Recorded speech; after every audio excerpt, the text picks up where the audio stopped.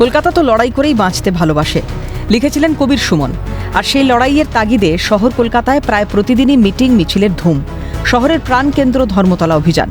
এই ধর্মতলা দিয়েই মিছিল পৌঁছয় ডোরিনা ক্রসিংয়ে। সিঙ্গুর আন্দোলন পর্বে এই ধর্মতলাতেই অনুসরণ করেছিলেন তৎকালীন বিরোধী নেত্রী মমতা বন্দ্যোপাধ্যায়। আরজিকর কাণ্ডে ন্যায় বিচারের দাবিতে মাস দুয়েক আগে ডোরিনা ক্রসিংয়ে দীর্ঘ অনশন করেছিলেন জুনিয়র চিকিৎসকেরা। কাদম্বিনীর ন্যায় বিচারের দাবিতে সেই ডোরিনা ক্রসিংয়ে অবস্থানে চিকিৎসকরাও।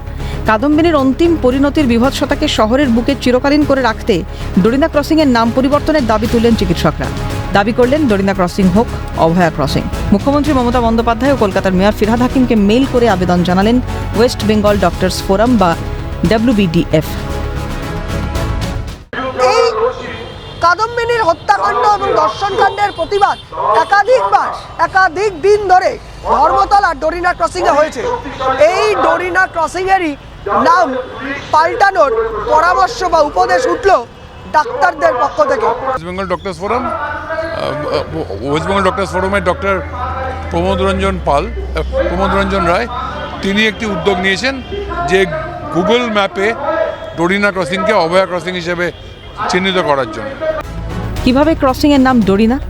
মা ডোরিনা নামে একটি জামা কাপড়ের দোকান ছিল এখানে। তৎকালীন কলকাতা শহরের অন্যতম বিখ্যাত দোকান ছিল এটি। সন্ধ্যের নিয়ন আলোয় ঝলমল করে উঠত বোর্ড। পথচলতি মানুষজন ল্যান্ডমার্ক হিসেবে ব্যবহার করত। সেখান থেকেই ডোরিনার পরিচিতি শুরু। পরবর্তী সময় দোকানটি উঠে গিয়েছে, কিন্তু মানুষের মুখে মুখে থেকে গিয়েছে এই নাম। গুগল ম্যাপেও পরিচিত ডোরিনা ক্রসিং হিসেবে। শহর কলকাতার এমন বিখ্যাত জায়গার নাম কি পরিবর্তন হবে? WBDF এর দাবি, তাদের আবেদন মেনে গুগল বুধবার সন্ধ্যে 6টা পর্যন্ত ক্রসিংয়ের নাম অভয়া দেখিয়েছে। পরে ফের ডোরিনা করে দেওয়া হয়।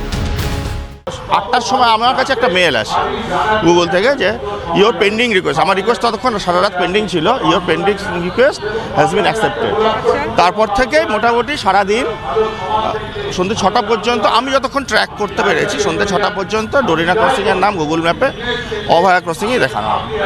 ডোরিনার নামে অভয়া চাইছেন কলকাতার সাধারণ মানুষও। এখন একটা প্রস্তাব এনারা এনেছেন, আমি শুনছিলাম, আমি ছিলাম কিছুক্ষণ ওখানে। প্রস্তাব এনেছেন যে ডোরিনা ক্রসিংয়ের নামটা পরিবর্তন করে অভয়ের নামে নামকরণ করা যায় কিনা।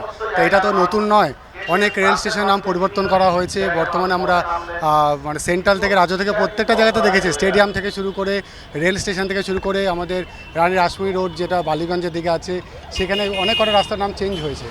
তো সেক্ষেত্রে যদি সরকারিভাবে এরা প্রস্তাব দেবে বলেছে, তো আমাদের তো সাধারণ মানুষের কোনো আপত্তি নেই। নিশ্চয়ই চাইবো, কারণ আমি আমার একটা মেয়ে আছে। আমি চাইবো না পরবর্তীকালে আমার মেয়ের বা আমার ছেলের বইয়ের কোনো এরকম কোনো পরিস্থিতির মধ্যে পড়ুক বা কিছু।